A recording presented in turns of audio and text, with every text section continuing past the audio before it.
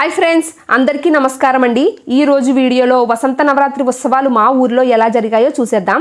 ఈ వీడియోనైతే ఎక్కడా స్కిప్ చేయకుండా చూడండి. నా వీడియోస్ కనుక మీకు నచ్చినట్లయితే please do subscribe my channel. Vasanta Navaratri ఉత్సవాలు ఉగాది నుండి ప్రారంభమై శ్రీరామనవమి వరకు ఈ వేడుకలు అంగరంగ వైభవంగా జరుగుతాయి. ఈ 9 రోజులు రామాయణంలోని ఘట్టాలను ప్రదర్శించడం అయితే జరుగుతుంది. ఈ వసంత నవరాత్రుల ప్రక్రియ సుమారుగా 150 సంవత్సరాల నుంచి జరిపిస్తున్నారు. ఇలాంటి సాంస్కృతిక కార్యక్రమాలను నేటి తరం వాళ్లకు అర్థమయ్యే విధంగా వసంత నవరాత్రుల్లో వివిధ ఘట్టాల రూపంలో ప్రదర్శించడం గ్రామ పెద్దలకు పిల్లలకు చాలా ఆనందంగా ఉంటుంది. పుత్రకామేష్టి యాగం, రామ లక్ష్మణ భరత శత్రుఘ్నుల జననం, తాటకి వధ, విశ్వామిత్రుని యజ్ఞం, సుబావుని మరణం, లీలా కళ్యాణం, శూర్పణక ముక్కు చెవ్వు కోయి ఘట్టం, మాయలేడి రావడము, సీతాపహరణ, ఆంజనేయ స్వామి రావడము, వాలి సుగ్రీవుల యుద్ధం, ఆంజనేయస్వామి లంకలో ప్రవేశము, లంకా దహనం, లక్ష్మణుడు మూర్ఛపోవడము, ఆంజనేయస్వామి సంజీవని పర్వతాన్ని తీసుకుని రావడం, రామరావణ యుద్ధము, సీతాదేవి అగ్ని ప్రవేశము, సీతారాముల కళ్యాణం ఇలాంటి ఘట్టాలన్నింటినీ కలిపి వసంత నవరాత్రులు 9 రోజులు అంగరంగ వైభవంగా జరిపిస్తారు.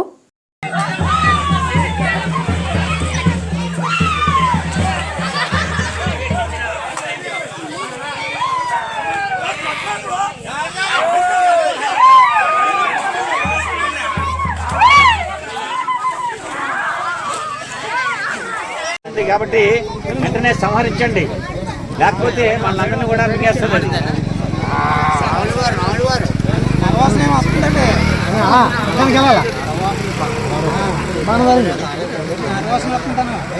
అది ఆడదని మాత్రం సంశయించొద్దు.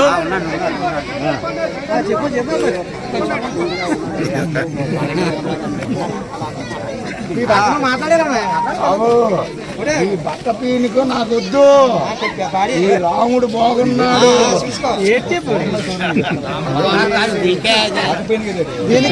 విశ్వామిత్రుడు చెప్పాడు అది ఆడదైనా సరే రాక్షస స్వభావం కలిగింది కాబట్టి సంహరించాలి, సంహరించడం తప్పు లేదని చెప్పేసి రాముడు వారు చెప్తే రాముడు వారు అప్పుడు వెళ్ళి ఆ రాక్షసుని సంహరించారు.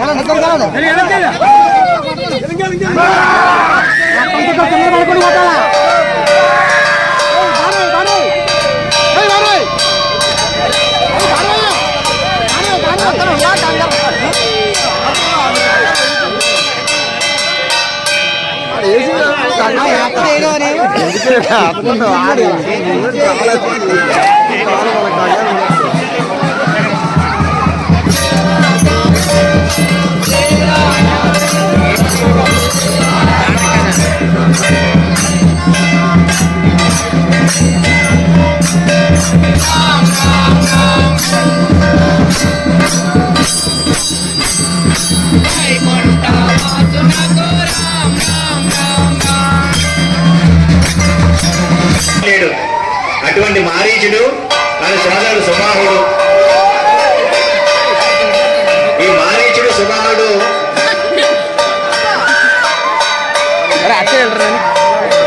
ఆ యజ్ఞవాటికిని పాడు చేయడం కోసం ఆ మీద నుంచి యజ్ఞవాటికలోకి చిన్న వీడు తీసుకుని పండరా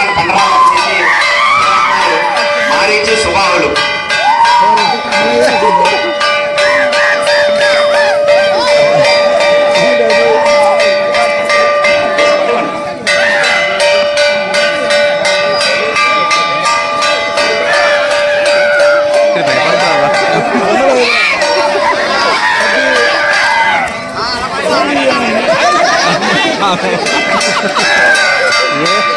మారీచుడు సమ్మోహనాస్త్రం తగిలింది, వాళ్ళిద్దరి పీడ వెరగడైంది. యజ్ఞము మనం ఆ రాజ్యాన్ని సందర్శించడానికి వెళ్దాము. అక్కడ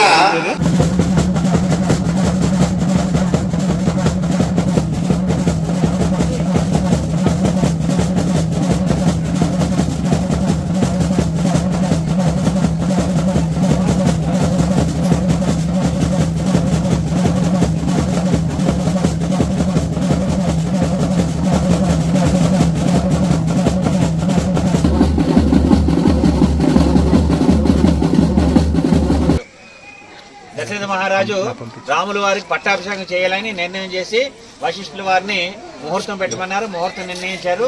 ఆ విధంగా నగరం అంతా కూడా తండోర వేయించారు. మన రోజున రాముల వారికి పట్టాభిషేకం చేయబోతున్నాం అని చెప్పేసి. ఈ విషయము దశరథ మహారాజు యొక్క చిన్న భార్య కైకేయి తాలూకా దాసి మందర చెవిని పడ్డది. పట్టణం అంతా కూడా కోలాహలంగా ఉంది, ఉత్సవాలు జరుగుతున్నారు ఏంటని చెప్పేసి ఆలోచించి ఆరా తీసి ఇలా రాముల వారు పట్టాభిషేకం చేస్తారనే విషయం తెలుసుకొని అది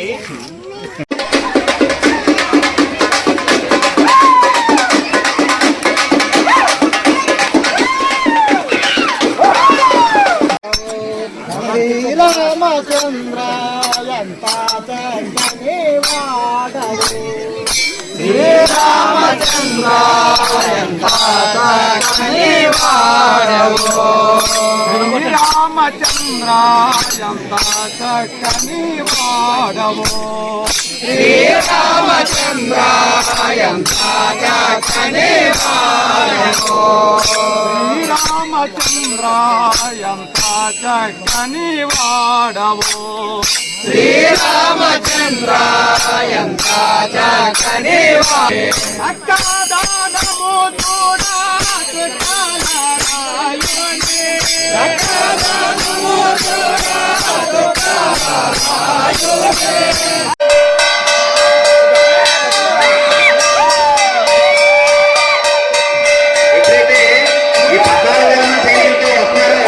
సీతమ్మవారిని తీసుకెళ్లి ఆ పర్వత గుహలో అందంగా రక్షణగా ఉందని చెప్పేసి సీతమ్మవారిని లక్ష్మణ స్వామితో పర్వత గుహలో తీసుకెళ్లి కాపాడమని చెప్పాడు. మాత్రం వెళ్ళాడు. లైట్ ఆపేస్తుంది.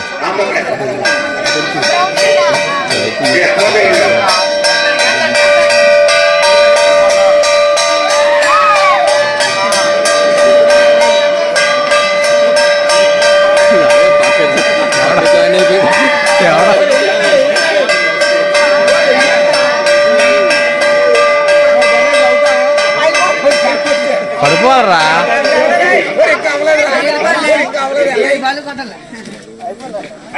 ఒకే ఒక్క బాణంతో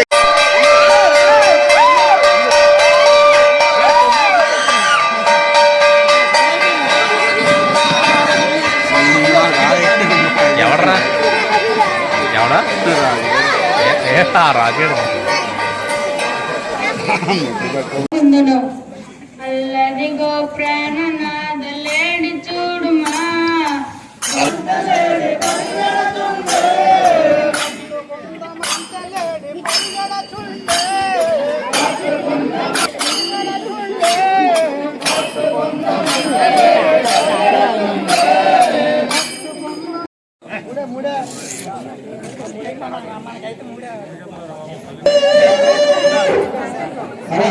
మహాదేవ శంభో శంకర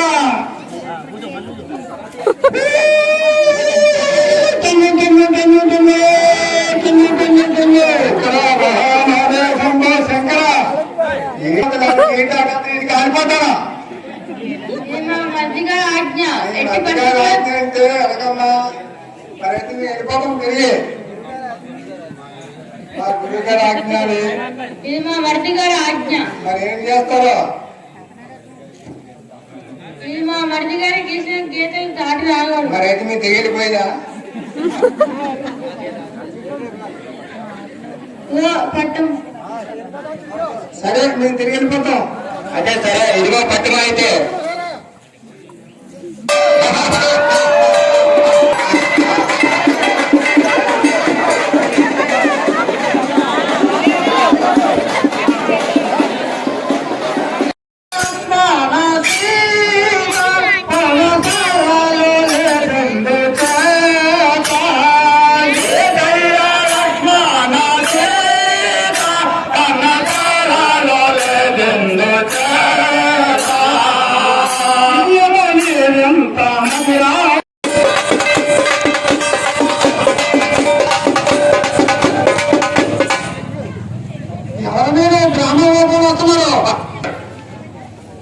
సుగ్రీవుడు ప్రాణాలు రక్షించుకోవడం కోసం అని చెప్పేసి ఒక నలుగురు నమ్మకమైనటువంటి మంత్రులు అంటే ఎవరు ఆంజనేయుడు, ఈ జాంబవంతుడు, ఈ నలుడు నీలుడు ఇలాగా నలుగురు మంత్రుల్ని తీసుకొని సుగ్రీవుడు ఆ దగ్గర ఆశ్రమంలో పడితే ఎవడు ఈ పని చేశాడు, ఇంత అపవిత్రమైనటువంటి పని చేశాడు, నా ఆశ్రమంలో రక్తమరకలు చేశాడు, ఈ చేసిన వాడు ఇనుపకు వచ్చినట్లయితే వాడు సకల శాస్త్ర పారంగతుడు హనుమంతుడు. అటువంటి హనుమంతుడిని ఆ వచ్చినటువంటి ఆ మునుపాలకులు ఎవరో కనుక్కున్నామని చెప్పేసి పంపిస్తే హనుమంతుడికి అష్ట సిద్ధి నవ నిధికే దాకా 8 రకాలైనటువంటి విద్యలు తెలుసు ఆయనకి. అంటే ఆ చిన్న అప్పటికప్పుడే సూక్ష్మంగా మారిపోగలడు, అప్పటికప్పుడే చాలా పెద్ద ఆకారం తెచ్చుకోగలడు, అప్పటికప్పుడు కనపడకుండా ఉండగలడు, అప్పటికప్పుడు ఎగరగలడు. ఏ విధంగా 8 రకాలైన అష్టసిద్ధులు 8 రకాలైన విద్యలు తెలుసు. తను వెంటనే రూపాన్ని మార్చుకొని ఒక ముని బాలకుడు లాగా రామలక్ష్మణ దగ్గరికి వెళ్ళాడు. రామలక్ష్మణ దగ్గరికి వెళ్ళి అక్కడ పరిచయం చేసుకుంటాడు. నా పేరు హనుమంతుడు అంటారు, నేను మా రాజుగారు సుగ్రీవుడి యొక్క మంత్రిని. అసలు మీరెవరు? చూడటానికేమో చాలా బలిష్టంగా రాజపుత్రులాగా ఉన్నారు, యువ కిషోరాల్లాగే ఉన్నారు, కానీ వేషధారణ మాత్రం చూస్తే బ్రాహ్మణ పాలకుల్లాగా ముని పాలకుల్లాగా ఉన్నారు. ఈ అడవి వెంట ఎందుకు తిరుగుతున్నారు? ఏమిటి విశేషం? మీరెవరు చెప్పండి. మాది అయోధ్య నగర దశరథ మహారాజు కొడుకులు మేము రామవాసనం. మా సీతాదేవిని రావణాసుడు తీసుకుపోవడమే ఎతకడానికి మార్గంగా వస్తున్నాం. మీ భార్యమ్మల్ని అపహరించారని చెప్పేసి వెతుకుతున్నారా? అలాగా, దశరథ మహారాజు యొక్క పుత్రులా మీరు? చాలా సంతోషం. అయితే మహారాజు గారు కూడా సుగ్రీవుడు వారు కూడా భార్యా వియోగంతో వాళ్ళ అన్న చేత కర్మేయబడి ఈ కొండ మీద ఉంటారు. కానీ మా స్వామి కూడా భార్యా వియోగంలో ఉన్నారు, మీరు భార్యా వియోగంలో ఉన్నారు. కాబట్టి మీరిద్దరూ స్నేహం చేసుకున్నట్లయితే, ఒకరికి సహకారం చేసుకొని సహాయం చేసుకున్నట్లయితే మీ ఇద్దరి కార్యాలు సఫలీకృతం అవుతాయి. మీరు నాతో రండి, మా రాజుగారి దగ్గర తీసుకెళ్లి వారితో పరిచయం చేపిస్తాను, వారితో స్నేహం కలుపుతాను. వస్తారా? తప్పకుండా.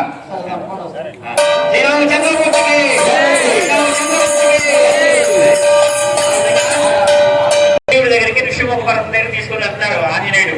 తీసుకొని వెళ్ళి అక్కడ వాళ్ళిద్దరికీ కూడా అగ్ని సాక్షిగా మైత్రి చేకూరుస్తాడు.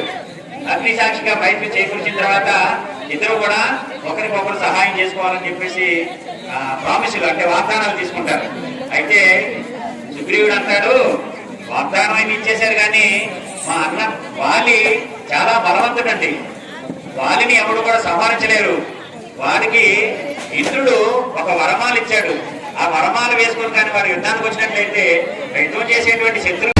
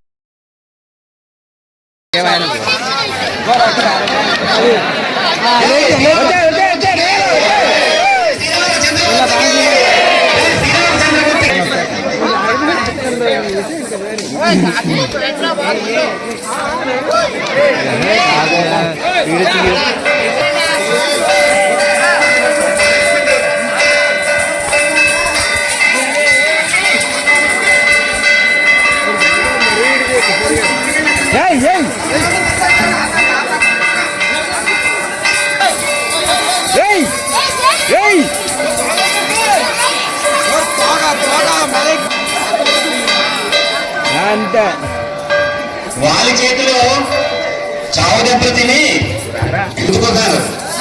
చూడండి, చెట్లు తగిలించి ఒకరినొకరు కొట్టుకుంటున్నారు, పెద్ద పెద్ద రాళ్ళు బండలు విసురుకుంటున్నారు.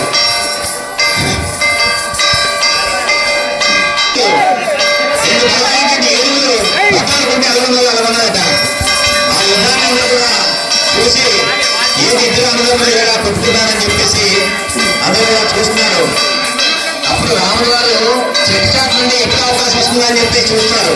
చెట్టు చాటు నుండి ఒకే ఒక బాణంతో వాళ్ళ యొక్క విమానాలు పడ్డాయి.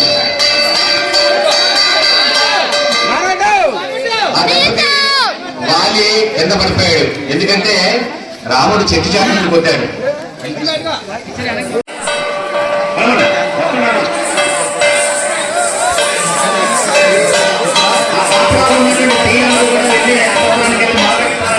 ముందుగా సైన్యం వచ్చింది.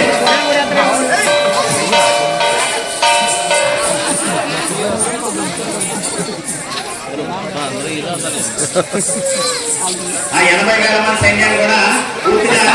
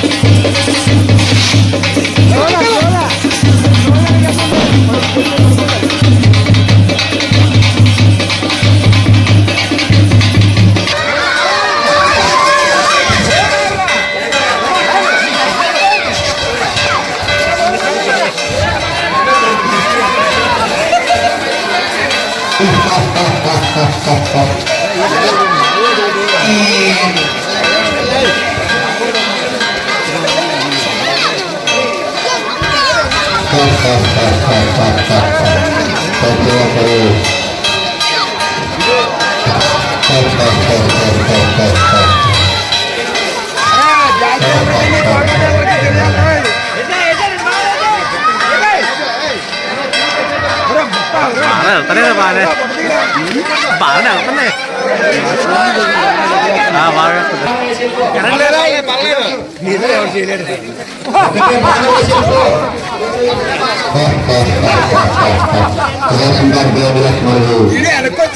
బాగా అయిపోయింది.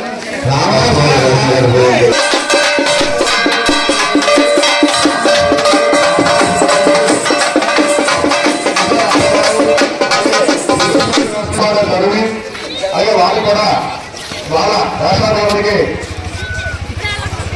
ఈ ఎంత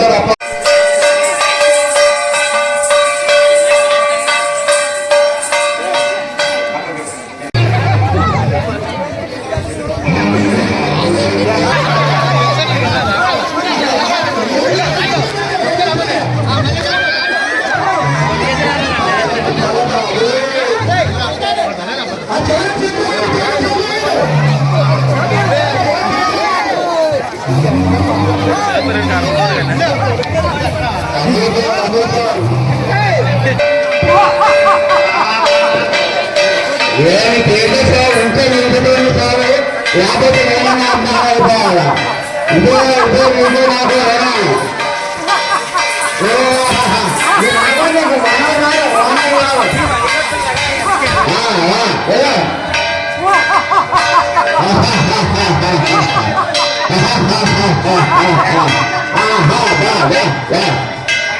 అలా కూర్చో